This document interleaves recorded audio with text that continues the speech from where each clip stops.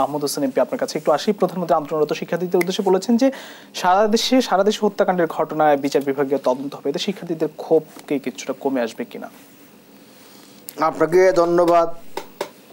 আমার অগ্রজ আমার ফিরোজ ভাই 69-এর গণ অভ্যুত্থানের সময় ছাত্রলীগের নেতা ছিলেন। জগন্নাথ হলের কলেজ, আজকে বিশ্ববিদ্যালয়, তোর কলেজের ভিপি ছিলেন। আর কমিউনিস্ট পার্টির সাধারণ সম্পাদক সিপিবির আমাদের রবীন্দ্রনাথ প্রিন্স, খুব রুচিসম্মত স্বনামধন্য ব্যক্তি। আমি তাদেরকে অ্যাড্রেস করি, তাদের সম্মান দিয়ে কথা বলতেছি। এমনি তো আমাদের দোষ, আমরা পাওয়ার পার্টি, একটা আমাদের মধ্যে একটা আছে, প্রাউডনেস আছে। কিন্তু আমি যদি বিনয়ের সাথে কথা বলতে না দেন তা তারা আমাকে ভুল বুঝবে। এবং টেলিভিশনের সামনে যারা বসে আছে আমার গাড়ি,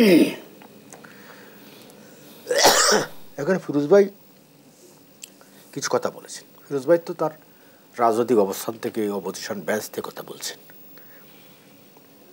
সেটা ঠিকই আছে।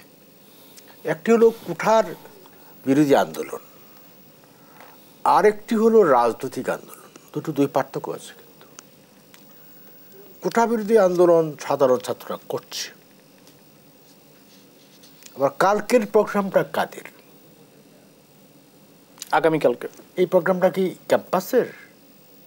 এই প্রোগ্রামটা তারাই তো ঘোষণা করেছে। তাদের নামে কে ঘোষণা করেছে সেটা তো বিচারের ব্যাপার।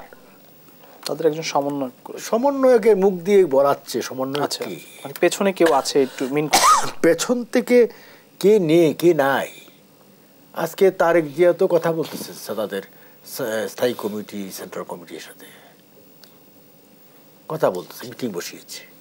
কাজেই সেখানে বিএনপি, জামাত আছে, ছাত্র শিবির আছে। এবং এইভাবে রাতের মধ্যে ছাত্র শিবির হলে ঢুকে যাওয়া, এটা ছাত্র শিবিরের পক্ষে সম্ভব।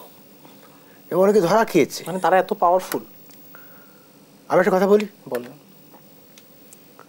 ছাত্র শিবির বা জামাত এরা খুব ডেডিকেটেড এবং সায়েন্টিফিক সংগঠন, যেটা বাংলাদেশের কমিউনিস্ট পার্টি ছিল এক সময়। কমিউনিস্ট পার্টি ধস নেমেছে, জামাতের ধস নামেনি। এই দেশে জামাতের বিকল্প কমিউনিস্ট পার্টি হতে পারত, কারণ জামাত ক্যাডার ভিত্তিক সংগঠন। তাকে মোটিভেশন দেয় কিভাবে? খুব সহজ মোটিভেশন, জামাত করলে বেহেশত বাবা। আজকে প্রধানমন্ত্রীর যে ভাষণ, অনেক ইতিবাচক কথা আমরা প্রধানমন্ত্রীর ভাষণে কি ক্ষোভ কমে আসবে? প্রধানমন্ত্রী অল্প কথায় বলেছেন, অল্প কথায় বিশাল বলেছেন। এটার তাৎপর্য অনেক। তিনি বলতে পারতেন প্রশাসনিক তদন্ত, সেই ক্ষেত্রে যাননি।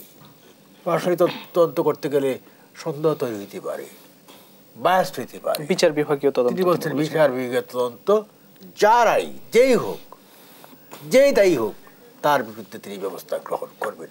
খুব কমে আসবে বলে মনে করেন আপনি? আমি যেটা বলছি, রাজাকারদের খুব তো কমে আসবে না।